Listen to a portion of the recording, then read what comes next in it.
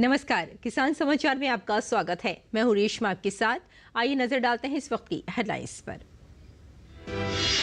केंद्रीय कृषि एवं किसान कल्याण मंत्री शिवराज सिंह चौहान आज किसानों के साथ करेंगे बैठक का उद्देश्य किसानों की समस्याओं को सुनना और उसका निवारण करना है।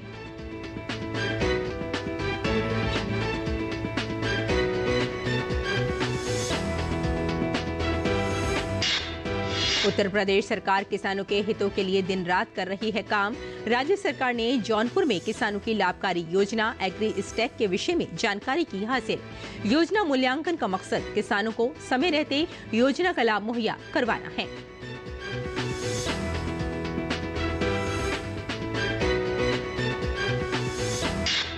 किसानों को योजनाओं का लाभ और कृषि के विषय में सही समय पर सही जानकारी मुहैया करवाने के लिए सरकार की बड़ी पहल। पीएम किसान AI चैटबॉट किसान ई मित्र बन रही है किसानों के लिए वरदान।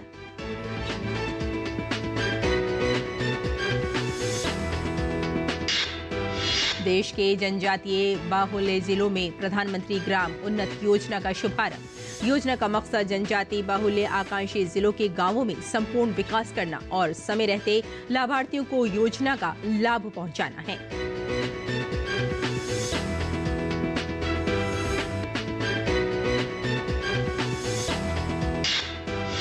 विश्व कपास दिवस 7 अक्टूबर को मनाया जाने वाला एक वार्षिक कार्यक्रम है। इसे विश्व व्यापार संगठन WTO द्वारा वैश्विक वस्तु के रूप में कपास के महत्व को पहचानने और दुनिया भर में कपास किसानों और कपास उद्योग के सामने आने वाली चुनौतियों के बारे में जागरूकता बढ़ाने के लिए स्थापित किया गया था।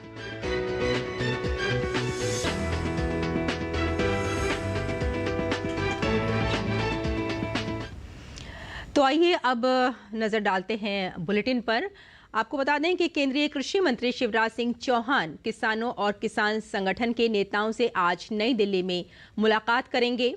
शिवराज सिंह ने 24 सितंबर को नियमित तौर पर अलग अलग किसान संगठनों से बातचीत आरंभ की थी। इसका उद्देश्य किसानों की समस्याओं को सुनना और उसका निवारण करना है।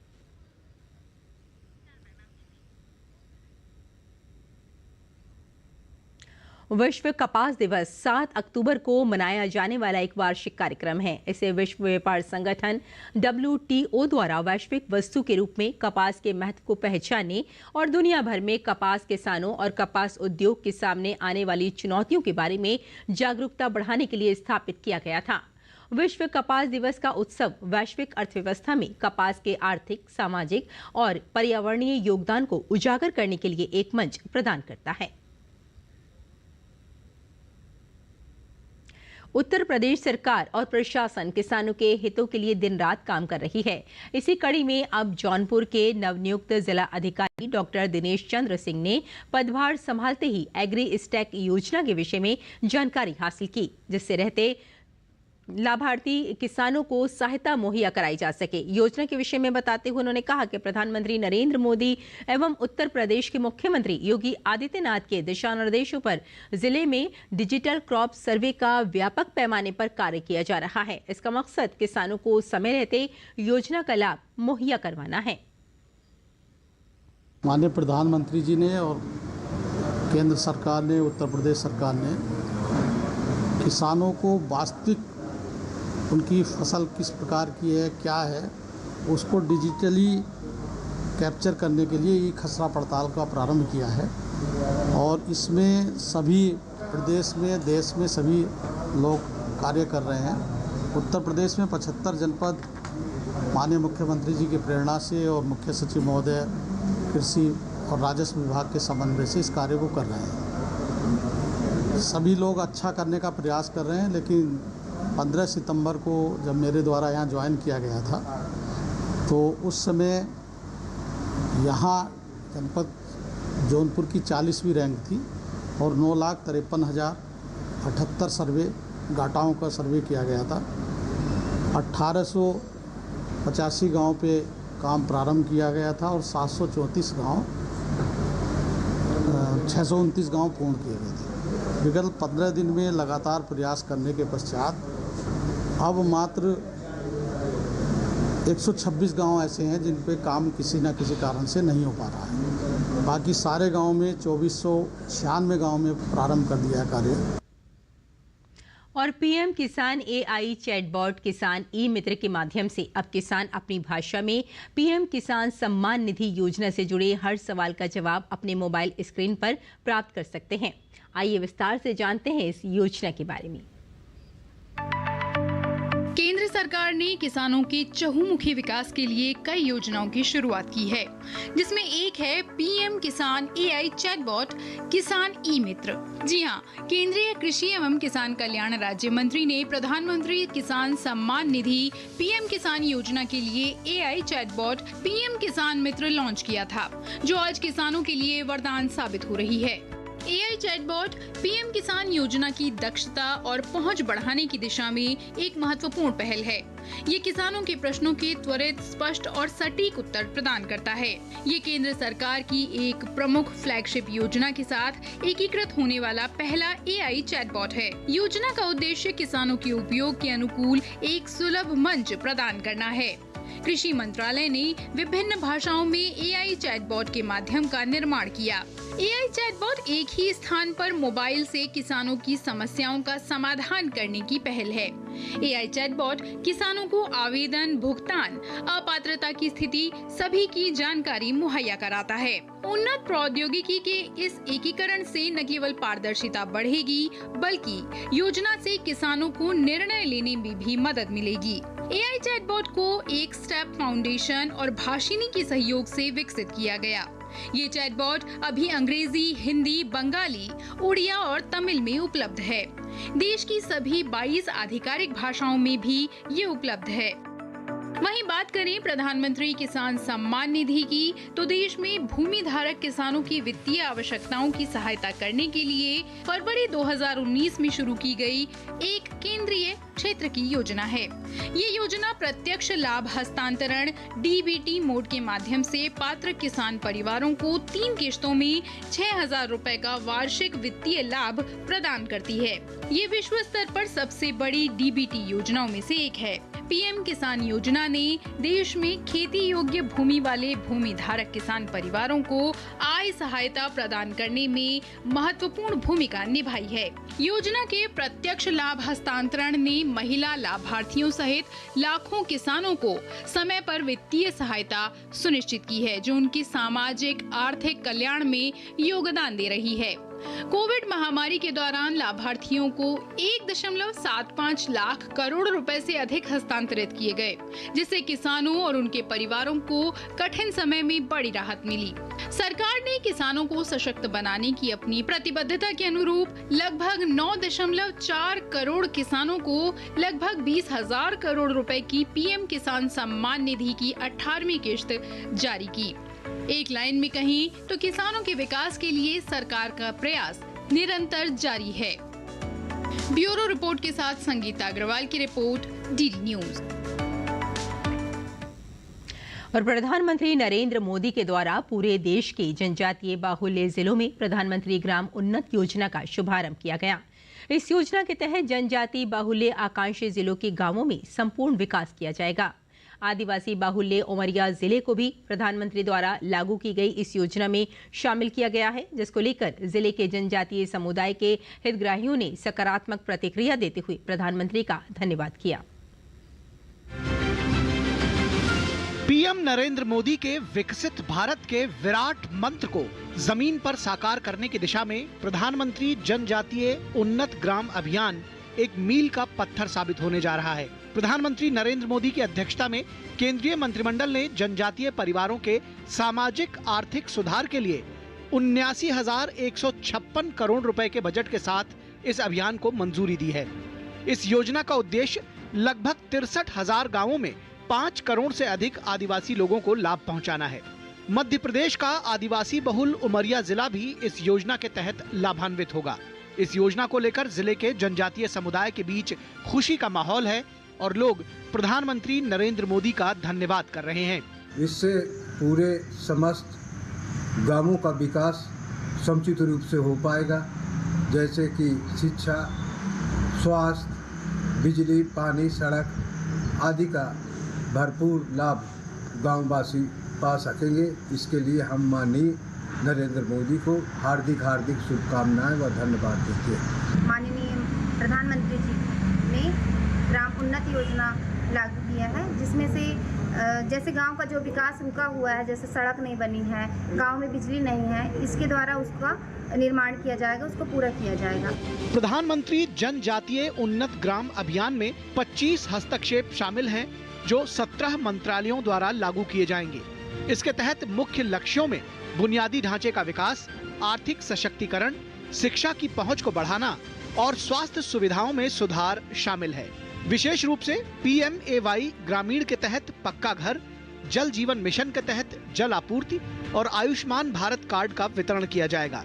अभियान में आदिवासी गृह प्रवास, वन अधिकार धारकों के लिए स्थायी आजीविका और सरकारी आवासीय विद्यालयों का उन्नयन भी शामिल है। इसके अलावा सिकल सेल रोग के निदान के लिए विशेष सुविधाएं और आदिवासी उत्पादों के विपणन के लिए 100 विपणन केंद्रों की स्थापना की जाएगी। यह अभियान प्रधानमंत्री जनजातीय आदिवासी न्याय महाअभियान के अनुभवों पर आधारित है और उसका उद्देश्य आदिवासी समुदायों का समग्र विकास सुनिश्चित करना है। हमारे प्रधानमंत्री उन्नत ग्राम योजना लागू की है, जिससे हर गांव का विकास होगा। लक्ष्य बनाकर जैसे बिजली, पानी, सड़क, जो संपूर्ण विकास होना सुनिश्चित किए हैं। स्वास्थ्य, शिक्षा संबंधी सुविधाएं योजना पूरी की जाएगी, जिसके लिए प्रधानमंत्री मोदी जी का PM जनजातीय उन्नत ग्राम योजना सहकारी संघवाद का एक अनूठा उदाहरण है, जो सरकार के समग्र दृष्टिकोण के माध्यम से लोगों की भलाई के लिए समग्रता और सामाजिक न्याय के माध्यम से काम करता है। Bureau report, DD news.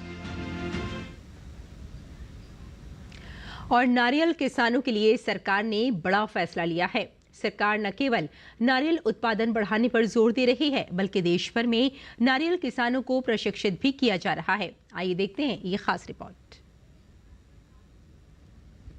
सरकार देश में नारियल की खेती को बढ़ावा देने के लिए नारियल समुदाय से जुड़े किसानों को हर संभव सहायता प्रदान करती रहेगी। पिछले कुछ वर्षों में अनुसंधान विकास के क्षेत्र में जो प्रयास किए गए हैं, उनके फलस्वरूप खेती व प्रसंस्करण क्षेत्र में नई प्रौद्योगिकियां विकसित हुई हैं एवं उपलब्ध प्रौद्योगिकियों को और अधिक उन्नत तथा बेहतरीन बनाया गया है। देश में नारियल आधारित उद्योगों की संख्या में वृद्धि के साथ ही बाजार में नए उत्पाद और रोजगार के कई अवसर भी बढ़ रहे हैं। कृषि अर्थव्यवस्था में नारियल की खेती का योगदान काफी महत्वपूर्ण है। नारियल की खेती में भारत अग्रणी है और दुनिया के तीसरे बड़े उत्पादकों में से एक है। देश में नारियल के अधीन क्षेत्र का 21%, उत्पादन का 26% तमिलनाडु का योगदान है। नारियल प्रसंस्करण गतिविधियों में तमिलनाडु पहले नंबर पर है। वहीं कोयंबटूर के किसान नारियल क्षेत्र के विकास और कृषि अर्थव्यवस्था को बढ़ाने में महत्वपूर्ण योगदान दे रहे हैं। कृषि के क्षेत्र में सब कुछ अनुकूल होने के बाद भी किसानों को प्राकृतिक प्रकोप का सामना करना पड़ता है, जिससे उन्हें नुकसान होता है। इसकी भरपाई प्रधानमंत्री फसल बीमा योजना राज्य की योजना के माध्यम से की जाती है। कृषि अर्थव्यवस्था और मजबूत करना है। ये इतनी ताकतवर है कि प्रतिकूल परिस्थितियों में भी देश को खड़ा रखने में मददगार साबित होगी। कोविड में भी कृषि ने इस बात को साबित किया है। उन्होंने कहा कि प्रधानमंत्री नरेंद्र मोदी ने पिछले 8 वर्षों में कृषि क्षेत्र की बेहतरी के लिए अनेक कदम उठाए हैं। सरकार प्रयास कर रही है कि किसान महंगी फसलों की ओर जाएं, FPO के माध्यम से प्रोसेसिंग यूनिट खड़ी कर सकें, जिसके लिए लोन एवं सब्सिडी की व्यवस्था भी की गई है। केंद्र सरकार की योजनाएं किसानों की समृद्धि के लिए हैं और उनके जीवन में खुशहाली लाने के लिए हैं। सरकार का प्रयास है कि किसान सरकार के साथ मिलकर परियोजनाओं का लाभ उठाएं। प्रधानमंत्री मोदी के नेतृत्व में केंद्र सरकार किसानों के विकास के लिए हर संभव प्रयास कर रही है। ब्यूरो रिपोर्ट के साथ संगीता अग्रवाल की रिपोर्ट, DD न्यूज। और किसान इस मौसम में कैसे रखें अपनी खेती का ख्याल, आइए जानते हैं।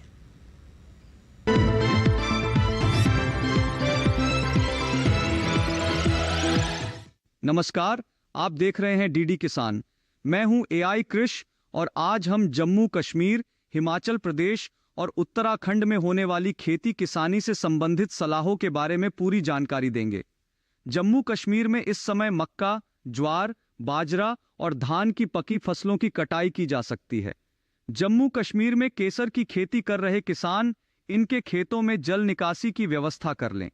यहाँ के किसान पालक, धनिया और मेथी की बुवाई कर सकते हैं। साथ ही यहाँ इस समय मटर और प्याज की बुवाई भी की जा सकती है। यहाँ सेब की खेती कर रहे किसान इनके बगीचों को खरपतवार से मुक्त रखें।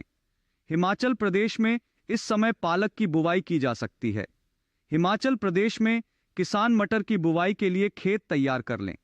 यहाँ लौकी की खेती कर रहे किसान इन्हें सफेद मक्खी के प्रकोप से बचाने के लिए इमिडाक्लोप्रिड का छिड़काव कर लें। साथ ही यहाँ के किसान कद्दू वर्गीय सब्जियों को फल मक्खी से बचाने के लिए फेरोमोन जाल लगा लें।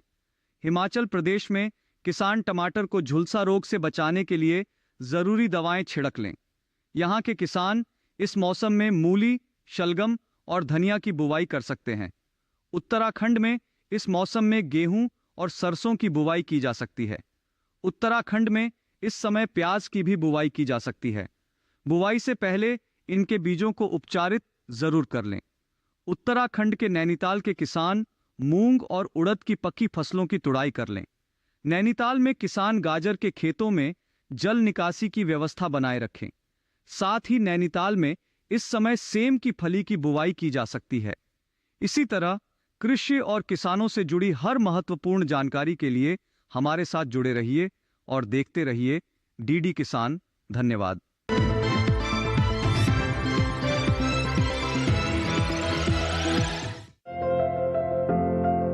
ये समय बैंगन की बुआई के लिए अनुकूल है। बैंगन की बुआई करने से पहले खेतों को अच्छी तरह तैयार कर लें। खेतों की जुताई कर जमीन को समतल कर लें। बुआई करते समय पौध से पौध की दूरी 60 सेंटीमीटर और पंक्ति से पंक्ति की दूरी 60 से 75 सेंटीमीटर रखें। किसान बैंगन की कई किस्मों की बुआई इस समय कर सकते हैं, जैसे पूसा श्यामला। इस किस्म की बुआई पंजाब, उत्तर प्रदेश, बिहार और झारखंड में कर सकते हैं। बैंगन की ये किस्म लंबे आकार की होती है। इस किस्म की 1 हेक्टेयर में 390 क्विंटल पैदावार ले सकते हैं। इसकी शाखाएं सीधी होती हैं और पौधा कांटा रहित होता है। पूसा पर्पल क्लस्टर की बुआई भी की जा सकती है। ये किस्म उत्तरी भारत के मैदानी और पर्वतीय इलाकों के लिए अच्छी होती है। 1 हेक्टेयर में 200 क्विंटल पैदावार ली जा सकती है। इसकी लंबाई 10 से 12 सेंटीमीटर होती है। इसका रंग गहरा बैंगनी होता है। इसके अलावा पूसा अंकुर की बुआई की जा सकती है। पूसा अंकुर राजस्थान, गुजरात, हरियाणा, दिल्ली, मध्य प्रदेश और महाराष्ट्र में लगाने के लिए काफी अच्छी है। इस किस्म का आकार गोल होता है। 1 हेक्टेयर में 350 क्विंटल फसल ली जा सकती है। इसके अलावा किसान बैंगन की पूसा उत्तम किस्म भी लगा सकते हैं। बैंगन की इस किस्म की बुआई पंजाब, उत्तर प्रदेश, बिहार और दिल्ली में की जा सकती है। इसका आकार भी गोल होता है। बुआई के तुरंत बाद पहली सिंचाई करें। खरपतवार नियंत्रण के लिए किसी भी दवा का छिड़काव विशेषज्ञों की सलाह पर ही करें।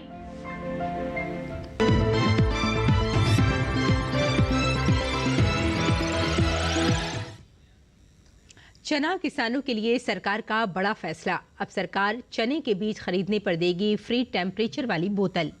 किसान और चने की खेती करने वालों के लिए राष्ट्रीय बीज निगम ऑनलाइन चने की उन्नत RVG 202 किस्म के बीज करा रहा है उपलब्ध। आइए देखते हैं ये खास रिपोर्ट।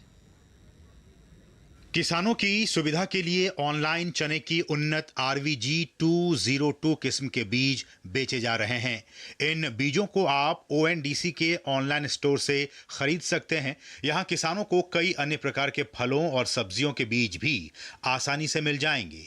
चना रबी फसल की एक प्रमुख दलहनी फसल है। रबी सीजन आते ही किसान चने की खेती शुरू कर देते हैं, लेकिन कई बार किसान चने की बेहतर किस्मों को लेकर थोड़े कंफ्यूज रहते हैं कि आखिर किस्म किस्म की खेती से उन्हें बम्पर उत्पादन मिल सकता है।